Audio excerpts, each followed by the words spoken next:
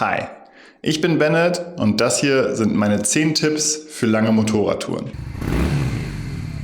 Wer wenig mit hat und viel fährt, muss viel waschen, wenn er nicht wie ein Iltis stinken will. Am einfachsten geht das, wenn man direkt mit der Funktionskleidung unter die Dusche springt und sich noch am Körper einseift. Dann kann man die Klamotten einfach ausspülen, am besten trocknen sie dann auf Bügeln. Wer richtig packt, kann mehr mitnehmen. Ich rolle alle meine Klamotten zu so praktischen Bündeln. Ich habe dazu hier schon mal ein ausführliches Video gemacht. Außer Vakuumieren ist das hier die effektivste Art, Klamotten zu packen. Wer sich einen langen Buff kauft, spart sich die Sturmhaube. Ein langer Buff hat den Vorteil, dass ich den natürlich hier mehrfach drumlegen kann. Das heißt, der ist wärmer, wenn ich ihn einfach nur als Buff benutze. Wenn ich ihn als Sturmhaube benutzen will, kann ich das auch ganz einfach tun, indem man sich den hier halt einfach so ein bisschen über den Kopf zieht, dann den Teil hier runter klappt nach innen und dann den Teil wieder nach oben klappt. Und dann kriege ich eine Sturmhaube, die aus einem Guss ist und bis hier unten runter geht. Und ich muss halt nicht extra eine Sturmhaube, einen Buff, noch eine dickere Sturmhaube oder weiß der Geier was mitnehmen. Ein Teil, einmal lang, fertig. Es lohnt sich mal rechts und links in anderen Sportarten zu gucken. Viele Probleme, die Motorradfahrer haben, haben andere Sportarten schon viel besser gelöst. Das hier sind Socken aus dem Jagdsport. Die sind zum Ansitzen gemacht. Das heißt, wenig bewegen zu Tageszeiten, an denen es echt richtig kalt sein kann. Die Dinger lang, Merino, dick und vor allen Dingen so gemacht, dass man nicht davon ausgeht, dass derjenige sich in den Klamotten tatsächlich bewegt. Also für lange Fahrten auf dem Motorrad, Autobahn anreisen, bei kalten Temperaturen morgens früh los, das ist echt super. Wenn man länger unterwegs ist, der muss auch zwangsläufig mal bei Regen fahren oder wenn es halt arschkalt ist.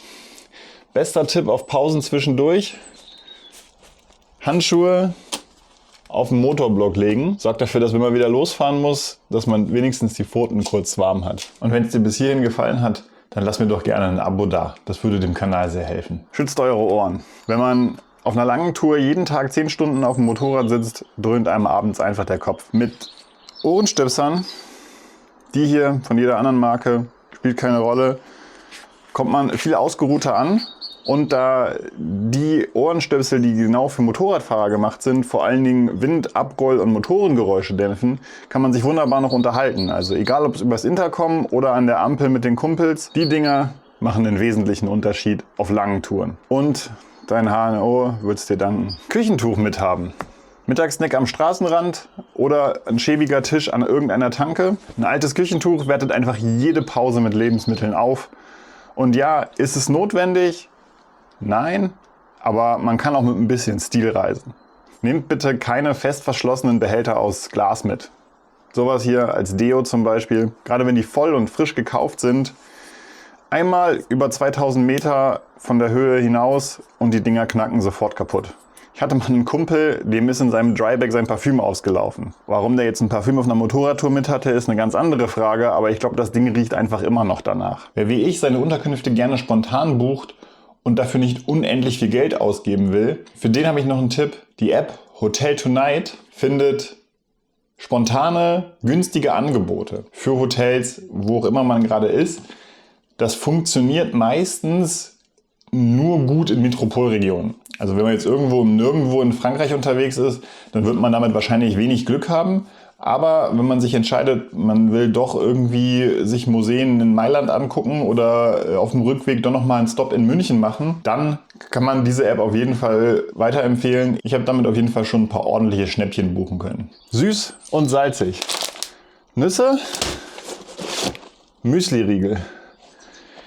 Kann man immer dabei haben, halten sich eine halbe Ewigkeit, kann man auch immer an irgendwas lassen, was am Motorrad ist. Das hilft total, wenn man gerade in der Nebensaison unterwegs ist und wirklich mal irgendwo nichts mehr zu essen kriegt. Es wird nicht die geilste Mahlzeit der Welt sein, aber man fällt mittags zumindest nicht hungrig vom Motorrad oder muss abends hungrig ins Bett. Wenn ihr noch Tipps habt für längere Touren, dann lasst es mich gerne wissen und wir sehen uns im nächsten Video. Ciao.